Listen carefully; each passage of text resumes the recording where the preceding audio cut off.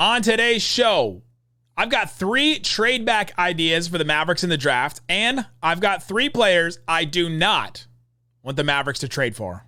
Talk about that and more on today's Locked On Mavs. I'm Luka Doncic, and this is Locked On Mavs podcast. 10 Mavericks, NBA champions. Bang! It's good, and the Mavericks have won the game. If you don't believe, you shouldn't be here. Loyalty never fades away.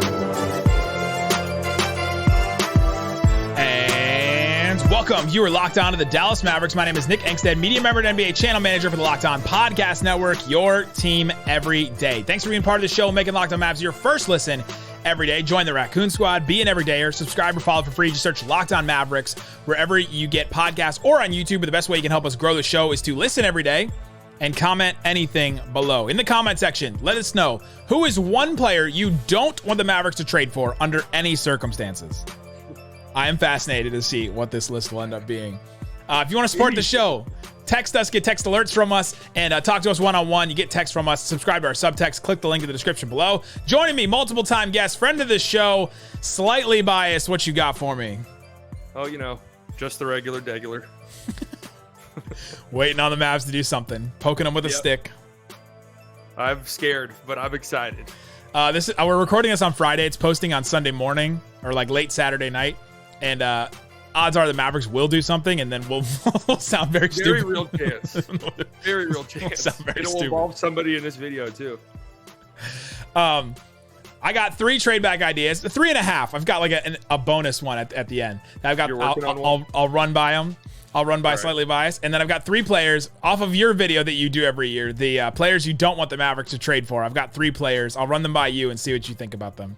Okay. And we'll do that. Well, that's what we'll do today. All right, let's start here.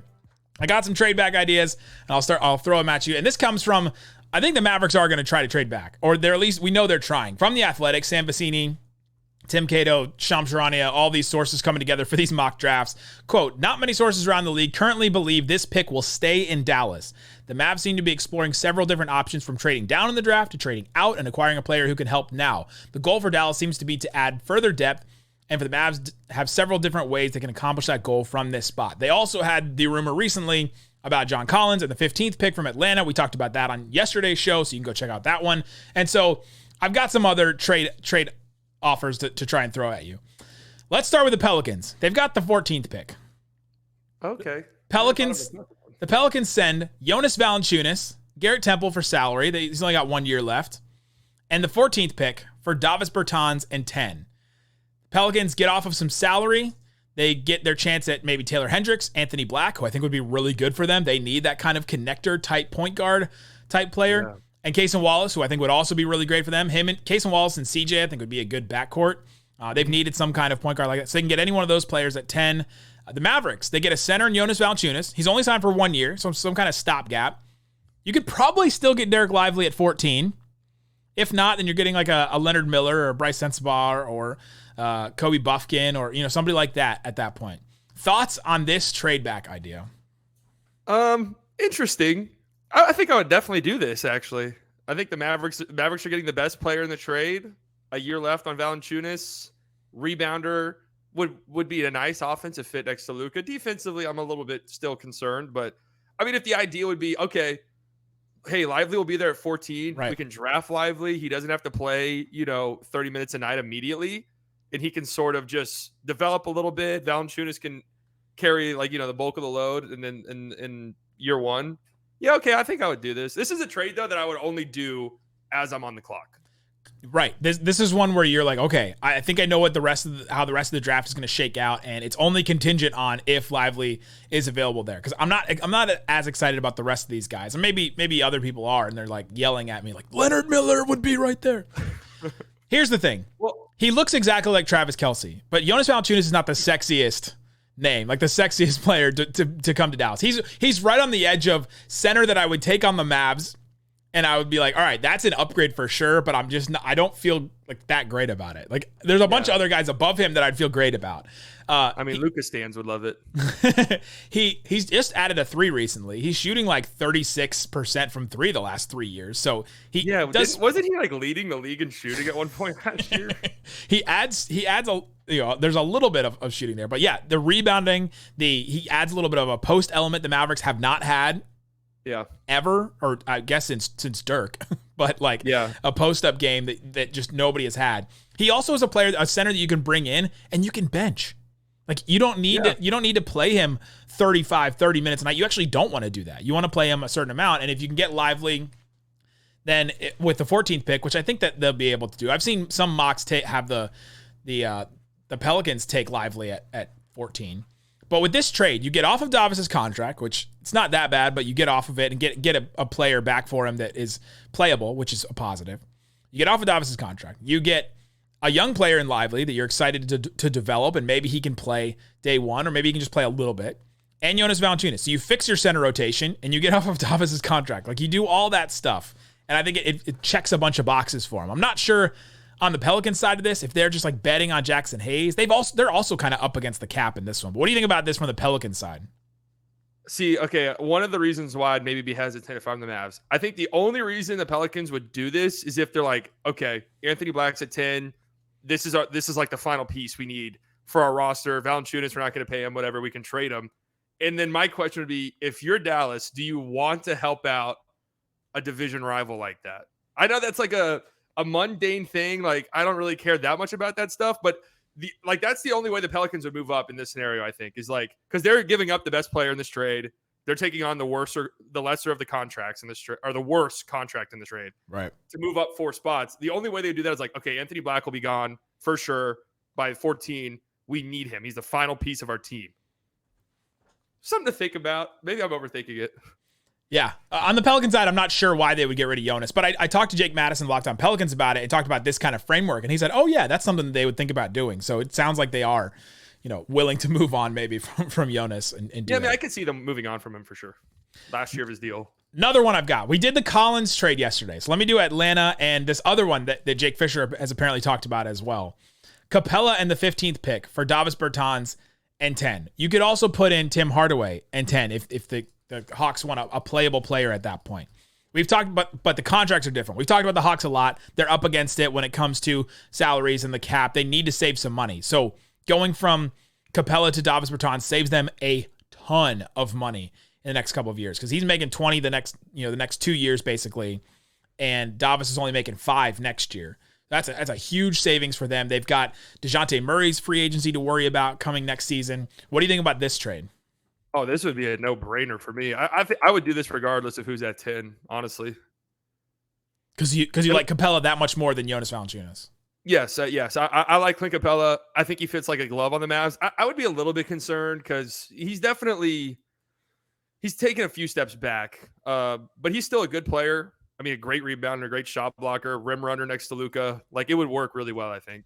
So I would be in on this. And you're only moving down 5 spots. It's not like you're trading out of the first entirely. Like, you could still get a really solid player at 15. And who knows, maybe even someone that you were looking at 10 falls to 15. You don't really know, but the rebounding they would add with Capella would just be, I don't know if we as Mavericks fans would be prepared for it. Yeah, it would literally change the dynamics of the team entirely. The rim protection would be awesome. I think he's a better rim protector and rebounder than Valanciunas. He's not as good of a post player and post scorer and all that. So that's the big difference there in this trade. And he's also making $5 million more this year, and he's making $20 million next year, whereas Jonas Valanciunas is expiring. But yeah, I love this trade, especially Davis. But if they did it for Tim, I could understand it. That doesn't save the Hawks as much money, so I think they wouldn't be. But with the Hawks, they get off money. They could possibly get Taylor Hendricks, which I think would be a great pick for them. Anthony Black, Cason Wallace, somebody like that. A shooter like Grady Dick, maybe. They could also, and then the Mavericks get a center. They could probably still get Lively at 15. Who knows? But you still get a young player, and you fix your center rotation at that point. I like that one. This is a no-brainer for me. I would definitely do it. Okay, in our Locked On mock draft, Rylan Stiles, friend of the show, made a trade as the Oklahoma City Thunder with the Jazz to try and he traded up like 3 spots to go from where they are at 12 to 9. And he traded a future first. What if they did that with the Mavs instead? OKC trades, and let's say Taylor Hendricks falls to them, and they really like Taylor Hendricks. They trade 10 for the 12th pick and then just a future first, which is like the most ambiguous phrase you can say for the Thunder because they have a ton of future first, but they're also not giving up a ton because to them, they're not as gold as they are to the Mavericks. They have so many, but it would be really helpful for the Mavericks to have 2 first-round picks, not necessarily this year, but 1 this year and then 1 upcoming. What's your thoughts on a trade like this?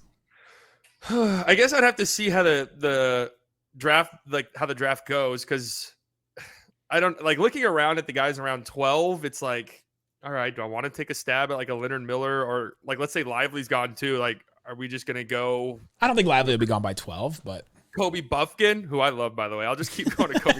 Doesn't really make sense on the Mavericks, but I'm a big Kobe Buffkin believer. That's your go-to. What if they get this guy? But I think I would probably do this.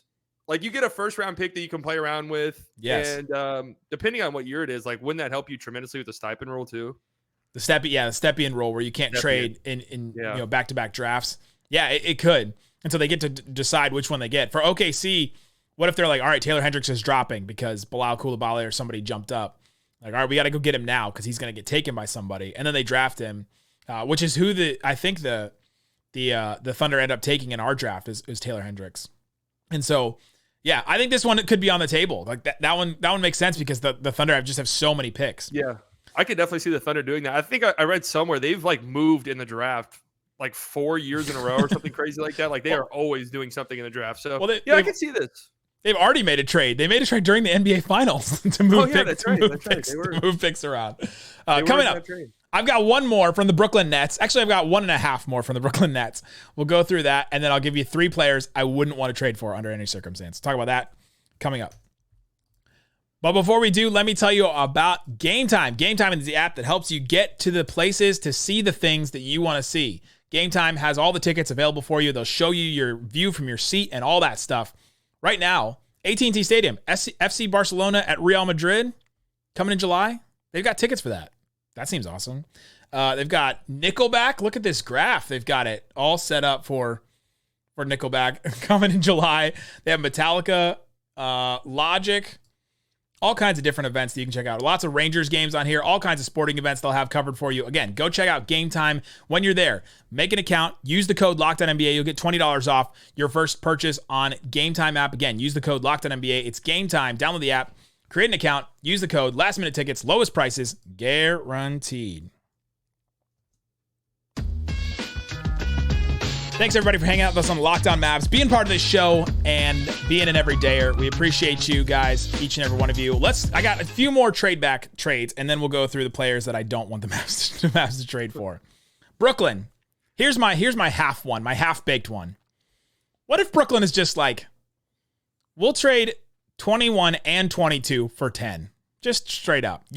We'll get the 10th pick because we want a better talent. But you get 2 first-round picks. So you get 2 shots at it where you can get – the Mavs can basically get 2 of Noah Clowney, Dariq Whitehead, Jaime Jaquez, maybe Leonard Miller, Isaac's favorite, Omax Prosper, Rayon Rupert. Like they decided they want James Nagy, or maybe Lively even falls to 21 for some reason. Like you can get 2 of those guys and develop them. No. You're out? You're not going to – you wouldn't do that at all? No. No way. Not for 2 shots at it. No chance. I think the talent gap between 10 and 21 is significant. At least it feels that way in this draft. It is. There's also another thing, too, about pretty much most of those guys going that you mentioned are, like, most of them are considered big-time prospects. And, like projects, sorry. And, every draft pick is, but Mavericks, they don't have time to sit around and wait for, like, one of those guys 3 years from now to turn out to be good, like a Leonard Miller or something like that. Yeah, it's just an interesting one that if you fall in love with some of these guys, you're like, all right, I'll take 2 guys to try and fill out our roster instead. Maybe they do a trade where it's like they have to trade Tim and Reggie Bullock, or Tim and Maxey, or somebody like that. Like they have to trade 2 rotation players to get 1 to fill out the center spot. Then you're like, all right, well let's try and fill it out with some younger under contract guys because of this new CBA. That's the way I would talk myself into it, but I'm in love with too many of these guys at 10 at this point for me to really want to do this.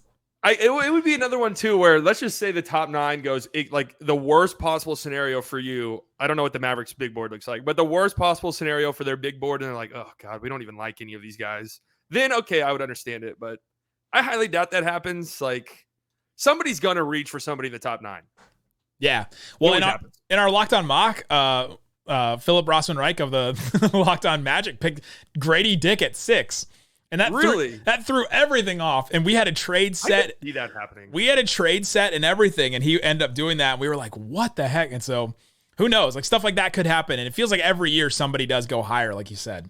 Okay, that was my half-baked one. Here's a fully baked one.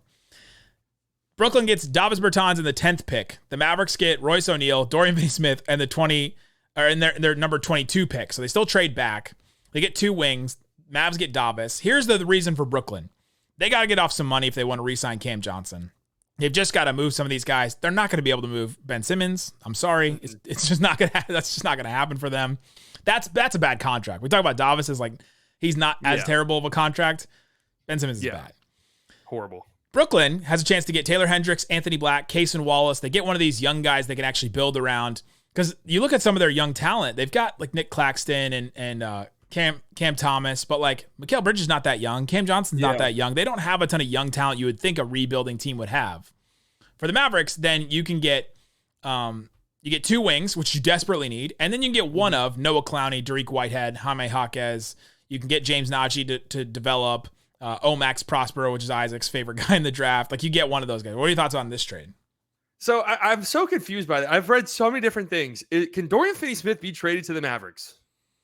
I think he can be. It has to be in the new league year. Yeah. Because that's what I thought too. But anytime I bring something like this up, everyone's always like, no, this can't happen. But I read so many different things. We've seen draft night trades though that are set in stone on draft night, and then they don't happen until like the new year happens. So I think it would have to be like that. The thing that I don't get is Dorian Finney-Smith worth multiple firsts or one first, or because Royce O'Neal, I think they're just going to waive him because he's non-guaranteed. They're going to try to get something out of him, but they've got to save some money, and I think he's the easiest one for them if they just want to just save money there.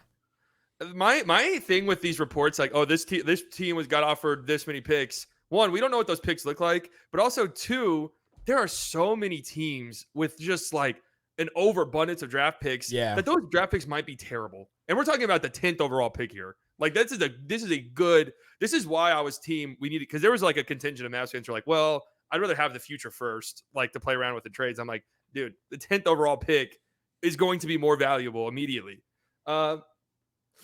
God, this is another one of those where I have to see how the big board's falling, but I think I would probably do this. You get 2 like serviceable wings, Dorian's back, and you still get a draft pick. So yeah, you trade back, and for the Nets they trade up in that. But I don't know what Dorian's worth. Maybe they think Dorian's worth more. There was a rumor recently that he was worth 2 firsts, so they got an offer for 2 firsts. Yeah, that's for why him. I brought that up. I saw that too. But he didn't play that well for the Nets. Wouldn't somebody look at that and be like, all right, maybe Luka just made him a really good player? For the Mavericks, you get 2 wings. So if you get Reggie Bullock, Royce O'Neal, Dorian Finney-Smith, and Josh Green, that's a good wing rotation. Like you feel really good about walking into a season with those guys. And then maybe you take 22 and Tim and you go get a center. Like maybe you can still do that at that point if you don't want to pick somebody. So that would mean the Kyrie trade was Kyrie for Dinwiddie and moving down 12 spots. Like that would be tremendous. Or I guess the 29th. And you get off Davis. And you get off Davis too. Yeah. Yeah. I think I would do this actually. It does make some sense to me. I don't know that Brooklyn does that deal, depending on what they think about Dorian. They would have to love somebody top 10. Like that's how all these trade ups are. Like they because like then that's when it's conceivable. Because the Rockets gave up 3 firsts for 11 last year. Like if a team falls in love with somebody, they could give up a lot. Right. All right, let's move on to 3 players I wouldn't want to trade for under any circumstance. I didn't watch your full video this year, so I didn't want to spoil it for myself. You can tell me if you had these guys. Okay. Player I wouldn't want to trade for. First one that came to mind to me. Nurkic. Oh, he was an honorable mention of mine. I didn't dive deep into him. When I talked about the maybe it's a Mendoza line. I think I'm going to call it the Valanciunas line of centers that I would want on the Mavericks and centers I would not. He's below the Valanciunas line. Valanciunas is the cutoff. Valanciunas is the cutoff for me. Nurkic, $16.8 million next year, 18.1 the year after that. terrible. 19.4 million the year after that. And like he can be serviceable, but he's best as a hub where you give the ball to him and he makes decisions and passes and like kicks out to Lillard. That doesn't play in Dallas. Like it just wouldn't work at that point. And so, man, he's also missed the last 4 years, 30 games, 26 games, 35 games, and he missed 66 games, like in the shortened bubble, like the year before the bubble, 2020. Yeah. That's a mess. That's a mess. I don't want any part of that. No, I agree wholeheartedly. That contract was so baffling. I was just like, who are they competing against in the open market for Nurkic to give him this contract? A horrible contract, not what the Mavs need at all. A great rebounder. I will give him that. Sure, yeah. Him and Valanciunas had some absolute brawls in the bubble. Was that him and Valanciunas? Those rebounding games where they each had like 20 rebounds? That was crazy. But like you said, just his strengths wouldn't even really be maximized here. And his weaknesses are the exact thing the Mavericks need. So imagine a big plotting, like slow-footed center in the Mavericks switching rotation defense. Like, yeah, like didn't we just do this with Christian Wood and we all hated it? Well, Christian Wood is a much better athlete and like mover and more mobile. That would be worse. And he's under contract for 3 more years. All right, another one. I'm cheating a little bit, but it was talked about, and the Mavericks are reportedly not interested in this player, D'Angelo Russell. No, can't do it. Like in any kind of sign and trade with Kyrie or whoever, like it just can't be the player that comes back. To me, he is a guard that will help you during regular season games. He'll go off. He's like a playmaking Tim Hardaway Jr. Well, at times he'll get hot and go off, and then if he's off, it's just so brutal for your team. I'm out. Yeah, I said he was in my video, and I said he would like non-consensually suck my fandom of basketball out of me if I had to watch him on my favorite team. Like I don't want my ball handler to not be.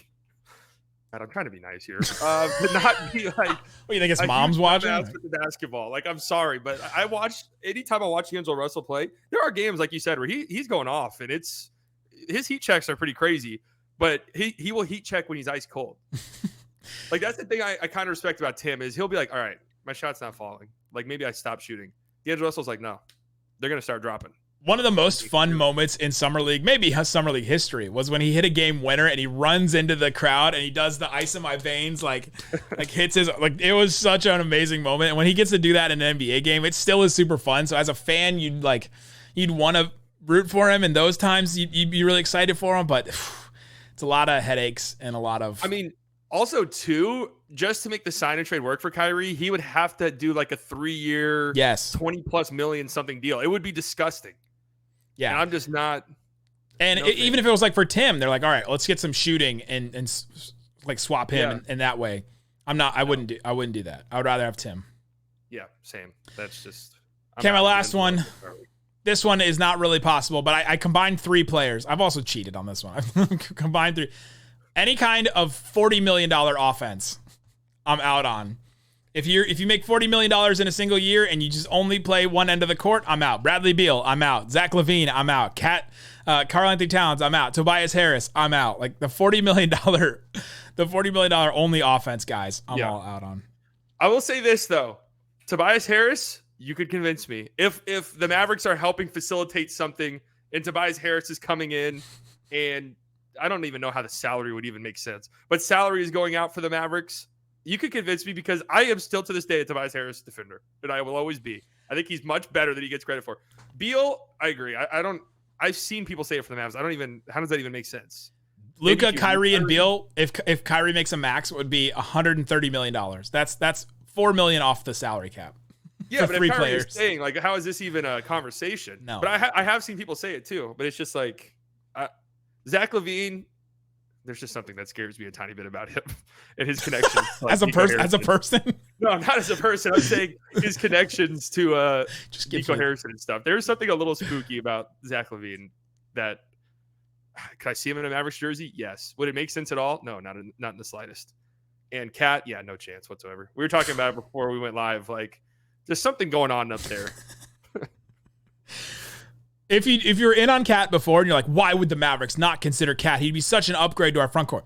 Go listen to the Patrick Beverley pod. Just listen to him talk about how his Timberwolves winning in the play-in and making it last year was better than the Nuggets winning the title this year, you're like, okay, I'm out logic braining myself in this. Like, what's anti-galaxy brain? Like, that's where he went with that logic. Oh my gosh, yeah. Tobias, the delusional stuff is cool. That stuff is okay. This guy really might be a loser. God bless him, but the loser mentality on the floor. He's obviously an NBA player making $40 million a year. He's not a loser. Yeah, he's just in terms of other NBA players, mentality wise, compared to the other like 15 guys making $40 million a year.